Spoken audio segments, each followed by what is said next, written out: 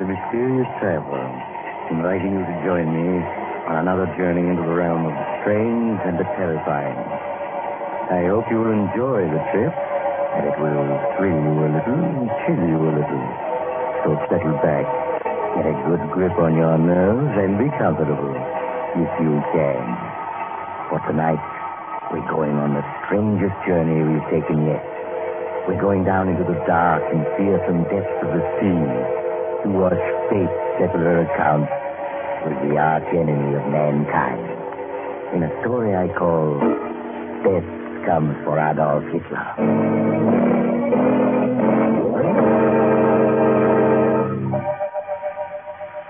My story begins in the radio room of the American destroyer Spindrift, on patrol duty somewhere in the Atlantic. It is late at night. Chief radio man Mike Williams, headphones over his ears, is checking on the dozens of messages whispering through the ether. Beside Mike, his relief man, Joe Norman, is sitting back with his feet up, working a crossword puzzle and mournfully humming to himself.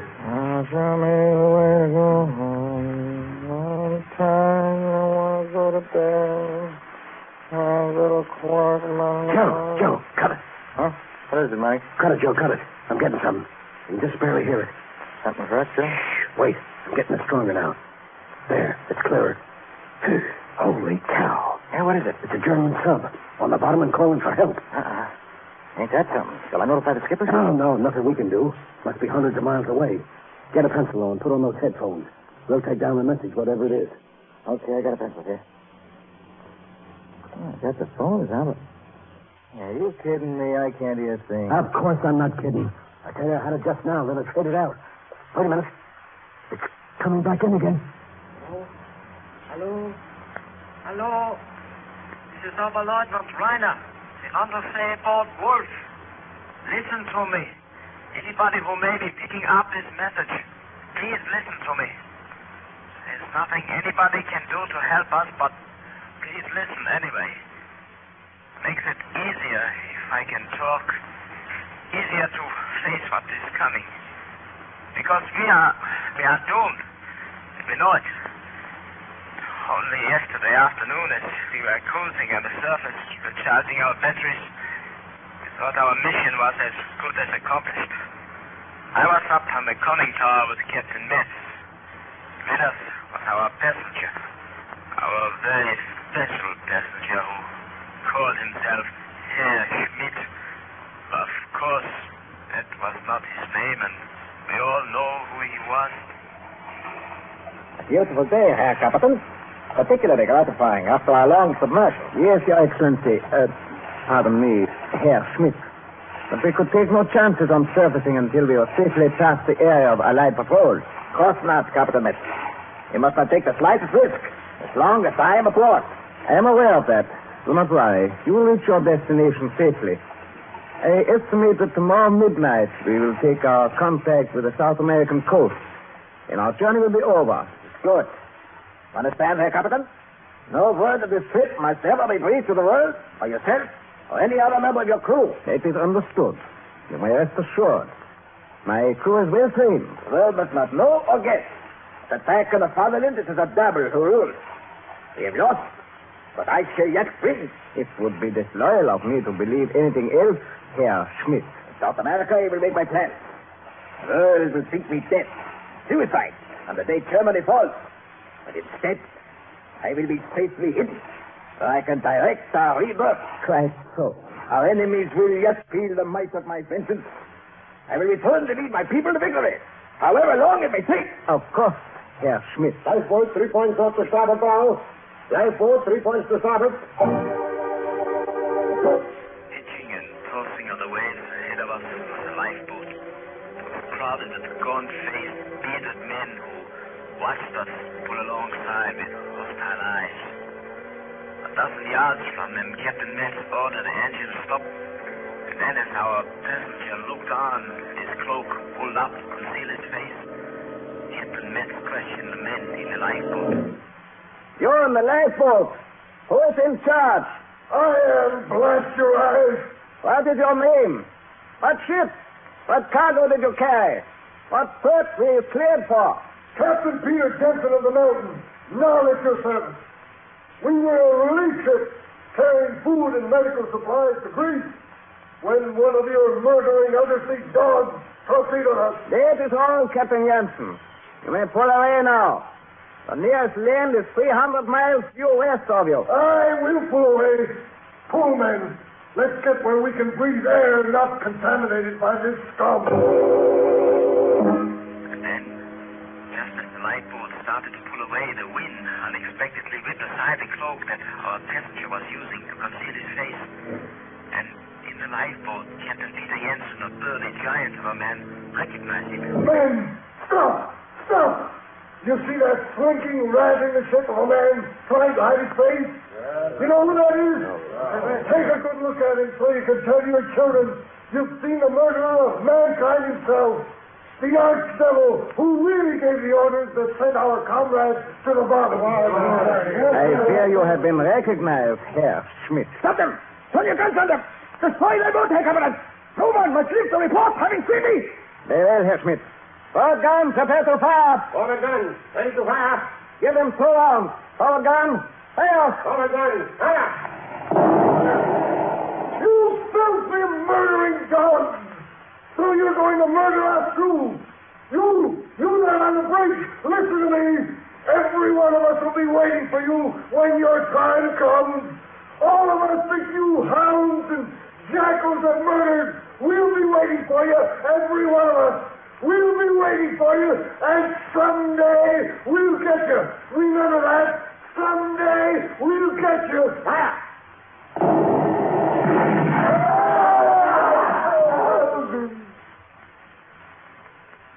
They are gone? Yes, we have finished them. There will be no eyewitnesses to tell of seeing you aboard a submarine in these waters, Herr Schmidt. This is good. Well, let's never know. If I had left Germany, but never guess. The whole future, the fatherland. What is that sound? Bomber. Patrol bombers coming this way. Get below at once. We are going to submerge.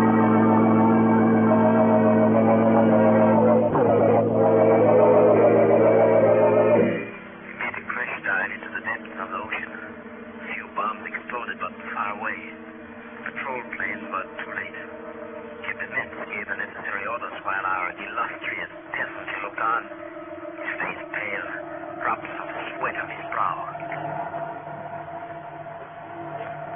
What is our depth now, Muller? 75 feet, sir. Good. Then we should... The bombs! They're coming closer! No, they have lost us. They are bombing at random now. Yes, we are safe now. Depth, Muller. 90 feet, sir. 90 is good enough. Level her. Level her, sir. We will take course 180 and... Level her, I said. We are still making a 5-degree dive. The leveling planes do not respond, sir. We are damaged! The bombs have damaged them! Impossible. Not one of those bombs was close enough to break an egg. Muller, our depth. 100 feet, sir. Lieutenant Ryder, order half speed ahead. Half speed ahead! The ship's the hand operation of the diving plane. Hand operation of the diving plane, sir. Now level her. Level her, sir. Well, what's the matter? Captain, the operating wheel. Your turn. That's What? Diving planes must be jammed, sir. They will not move. Not at all. Captain Metz! I demand that you rise to the surface! Something is wrong! Am I safe? Silence! I am captain of this vessel, and I am giving the orders. Very well. Our leveling planes are jammed. We will surface and clear them. Miller, depth. 120 feet, sir. Stop, engine! Blow the forward ballast tanks. Load a forward ballast tank, sir.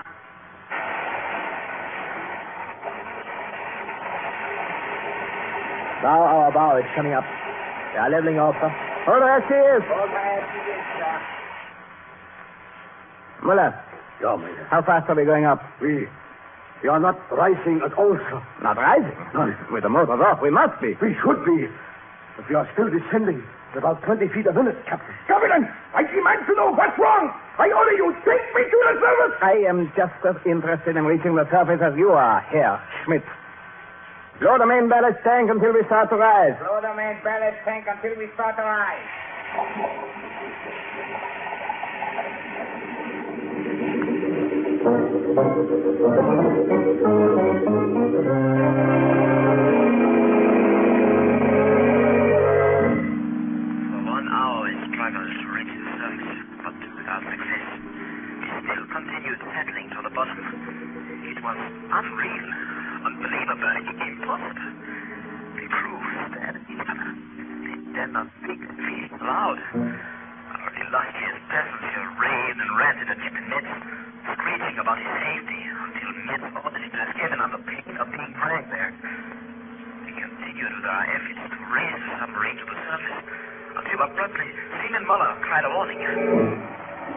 Captain Mitch, there are destroyers aboard. Destroyers? Two of them. I just picked them up on the phone. They seem to be circling us. Silence the motors. Stop all pumps. Destroyers, eh? Lieutenant Reiner. Yes, sir? What depth does the chart show? Depth? 50 fathoms with gravel bottom, sir. But there's a fault in the ocean bed just east of our position. A crevice, 1,000 feet deep, sir. We are safely beyond that. Muller, our depth. 200 feet, sir. Our rate of descent? 10 feet a minute, sir. But our main tanks are empty, sir. We should be going up, not down. Nevertheless, we are going down. And as long as we are, we will bottom and lie quiet until the destroyers leave. Then we will surface for repairs. Muller. Yes. What are the destroyers doing? They seem to be still circling, sir. Perhaps they are trying to pick us up when they detect us. We must see that they fail. Our depth? 220 feet, sir. It's almost as if... As if what? Nothing, sir. Go on. As if what? Excuse me, sir. I was going to say as if something was pulling us down. Ah, but you thought better of saying it. Yeah. See that you continue to think better of such remarks. The same applies to everyone on board. Lieutenant Reiner. Yes, sir? We will bottom in exactly 7 minutes. Prepare to make an inspection of the ship when we do.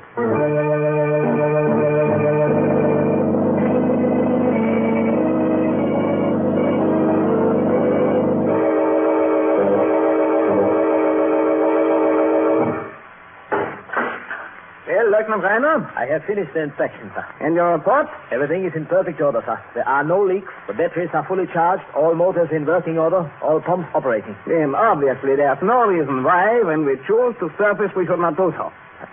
No, sir. Muller, what about the bloodhounds for trying to sniff us out on the surface? Those destroyers.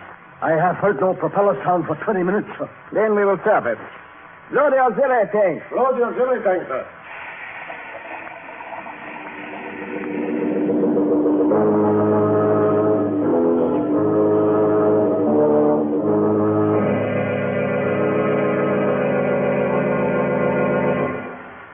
All remaining auxiliary tanks are empty, sir. All tanks empty.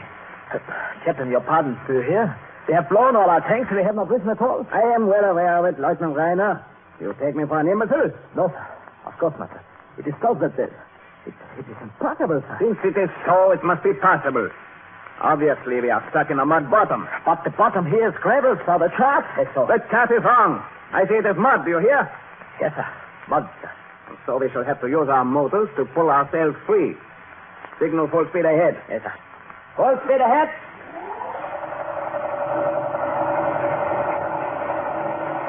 They are not moving, sir. Now what is it? Why have the fools cut the motors? Excuse me, sir. Engine room reporting. Yes. What is it? Well, what have the idiots to say for themselves? They say the propeller is fouled. Fouled? How could it be fouled? It is impossible for it to become fouled on this bottom. Yes, sir. They say it is not entirely fouled. It will turn, but only very slowly. As if... As if what? Well, sir, they say it turns as if something were holding it, trying to keep it from revolving. The fools. When we get back to our base, I shall court-martial every man aboard. Perhaps the propeller is tangled with some seaweed. That is all. In that case, we may be able to reverse and free it. Full speed astern. Full speed astern.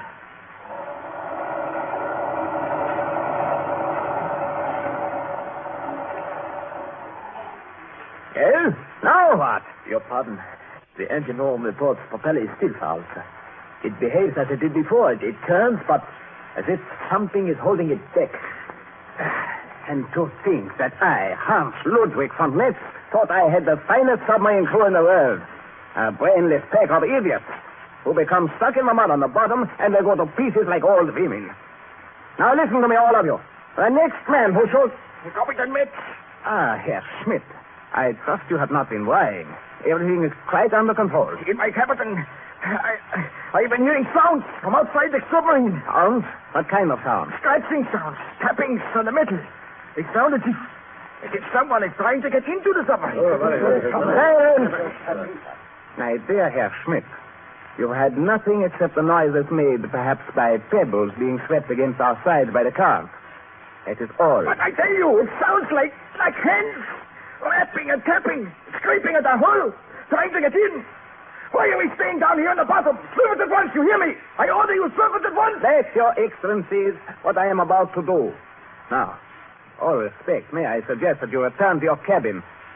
Your presence here may impede our efforts. Very well, Captain. But see that you take me to the surface at once. Have no fear. Lieutenant Reiner, perhaps you will assist Herr Schmidt to his cabin. Yes, sir. Certainly. If I may open the door for your access. Captain Metz. Well, what is it? Captain, we hear them too. Sounds coming from outside our hull. I hear no sounds. Captain, I can hear them now. Quite plainly. On my detector phone. It is not possible to identify them, but they sound as if many people were climbing up our sides and... There. Perhaps that will bring you to your senses. Listen to me, all of you. Temporarily, we are stuck in the mud. The current is sweeping debris or pebbles against us. You are all acting like children who think they see a ghost in a graveyard. In an hour, we shall be on the surface. You have my word for it. To get free from the mud, I shall fill the bow tanks, then blow them and fill the stern tanks. We shall seesaw ourselves loose. Do you all understand my scheme? Captain, Very good. Flood the forward ballast tanks. Flood the forward ballast tank, sir.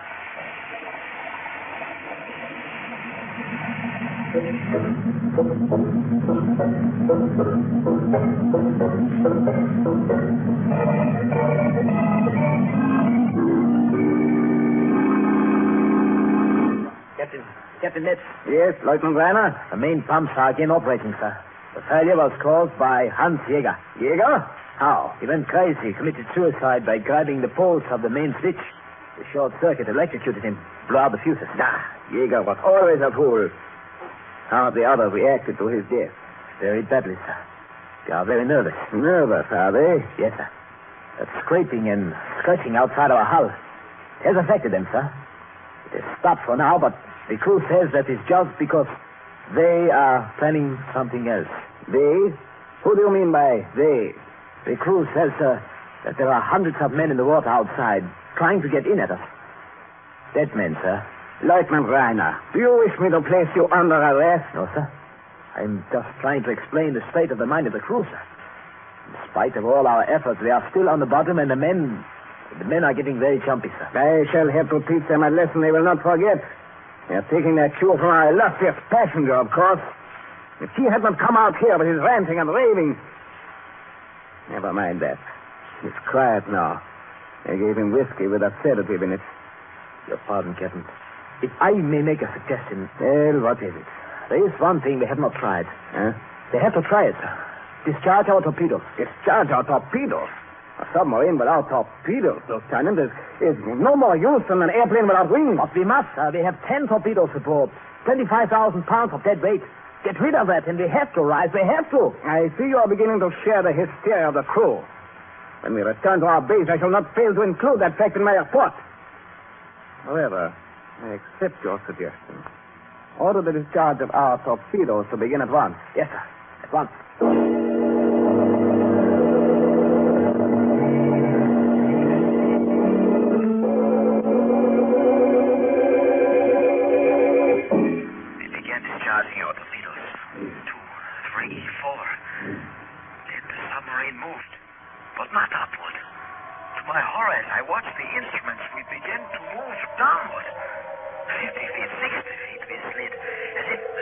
Down a slope on the ocean bottom.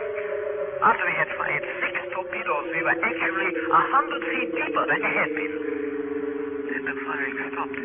I went forward to find out what was wrong.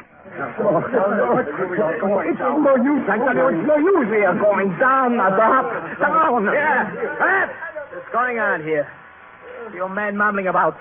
Why did not discharge the rest of the torpedoes? You know what is going on here, Herr Lieutenant. We have fired 6 torpedoes to lighten ship, and what has happened? We are sinking deeper. He is right. Yes, we are going deeper. Our planes will not stand it. We shall be crushed, drowned like rats in a trap. We are not going deeper. We have come to a stop already. And even if we should slide a little further, we still have a margin of safety of at least 100 feet. The very fact we have moved proves we are breaking free from the mud. No, it is not true. We are not stuck in the mud. We are not. That man? No more of that. No more of that. Why should I? Be quiet. We all know we are not at any much. We all know our tanks are empty, and we should have been on the surface long ago. We all know why our propellers will not turn, and we all know why we cannot rise through. Because we are being held down. We are being held down by 1,000 dead men who are crawling all over us, scratching at our plates, trying to get in. They have come from all over the 7 seas just to hold us down, just to see we do not get away. Listen to them. Listen. You can hear them now. Listen. What nonsense. Fartman, come to your senses. It's only our planes groaning under pressure. That is not true. You know better. We all know better. Who dragged us down here to the bottom? Whose hands are keeping our propellers from turning? Whose bodies jammed our diving planes? Whose weight is keeping us on the bottom? The death. Fartman, I order you to be quiet. It is too late for orders. There is only one way we can escape. That is to give the ones outside the man they want. They want our passenger, the one who calls himself Herr Schmidt. We all know who he is, and so do they. And they have come to get him. Fartman, you are under arrest. Listen, all of you. Let us get this Herr Schmidt with his funny mustache. Put him in a torpedo tube and send him out to the deck, outside. Let them have him. Then they will let us go free. It is our only hope. Fartman, Captain Metz. I heard your interesting little speech just now. And this is my answer. Does anyone else want the same medicine to bring him to his senses?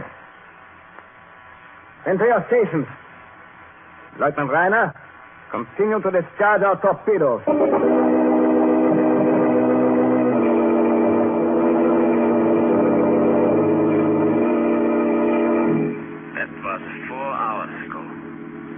Discharged all our torpedoes, and we are still on the bottom.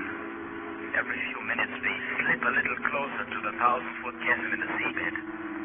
Very soon, inevitably, we will slip over the edge right into it. The whole submarine is filled with a great rustling and scratching, as though thousands of hands were clawing at it, tugging at it, pulling it toward that chasm. The crew truly believes that we are being slowly but surely dragged toward it by the dead.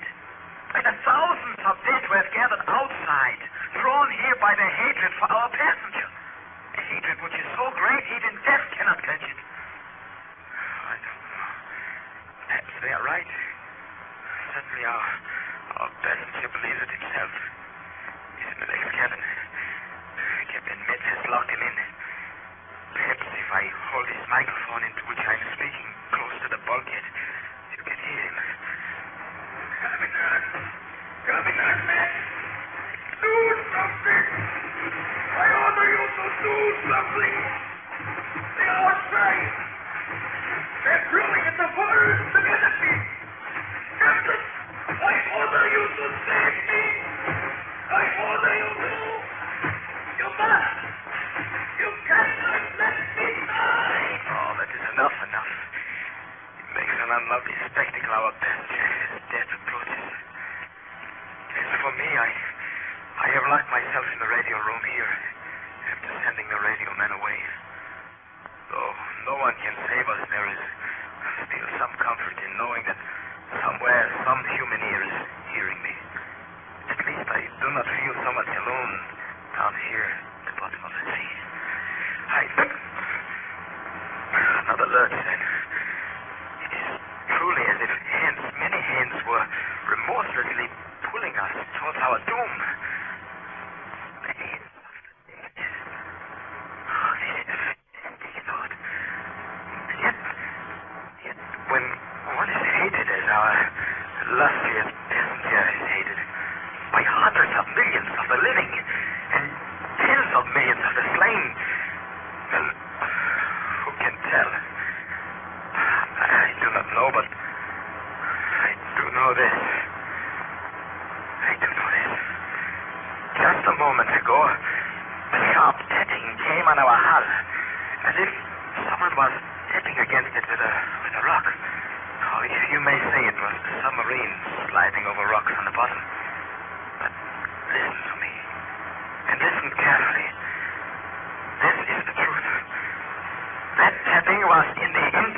your coat. It was a message. A message from someone outside our submarine at a depth of 400 feet. What does it say? Another lurch. Now we are sinking fast. In a moment, our hull will cave in like an eggshell. But first, I must tell you the message. I do not ask you to believe me, but the message was this. We are waiting for you, Adolf Hitler. We are waiting...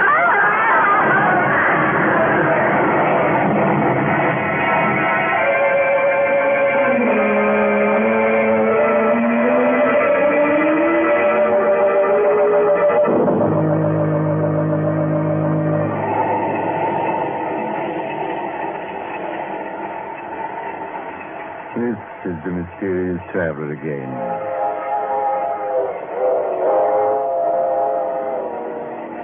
Is that the true story of the death of the world's arch enemy, Adolf Hitler?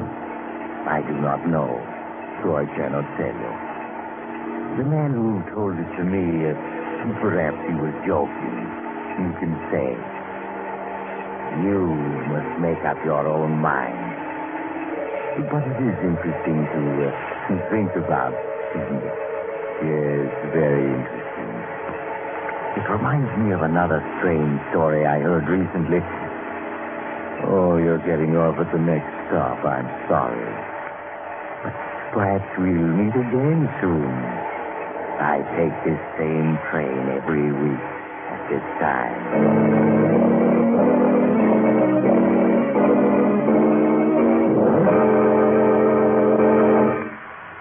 You have just heard Chapter 66 of The Mysterious Traveler, a series of dramas of the strange and terrifying. In tonight's story, Death Comes for Adolf Hitler.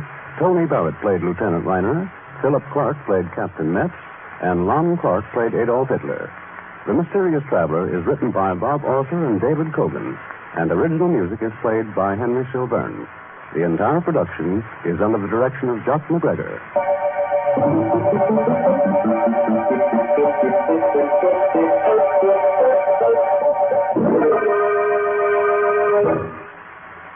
Listen next week to a tale titled Murder Goes Free. Another Tale of the Mysterious Traveler.